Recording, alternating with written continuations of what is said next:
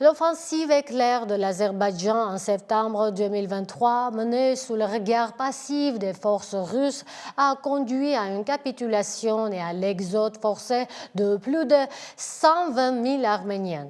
Analytiquement, le cessez-le-feu du 9 novembre 2020 n'était pas le début d'une solution, mais la première étape d'un processus qui a abouti à la dissolution de l'entité arménienne historique.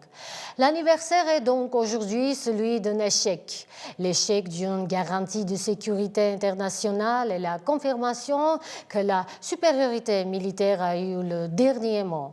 La conséquence la plus structurelle de ces 5 années est le réalignement géopolitique de l'Arménie. La confiance en la Russie, allié historique et pilier de la sécurité arménienne, s'est effondrée. L'incapacité de Moscou à empêcher le blocus du corridor de Lachin-Berzor, puis l'attaque finale a été perçue à Yerevan comme une trahison ou, au mieux, comme une impuissance stratégique. En réaction, le gouvernement de Nicole Pachinian a opéré un pivot prudent mais déterminé vers l'Occident.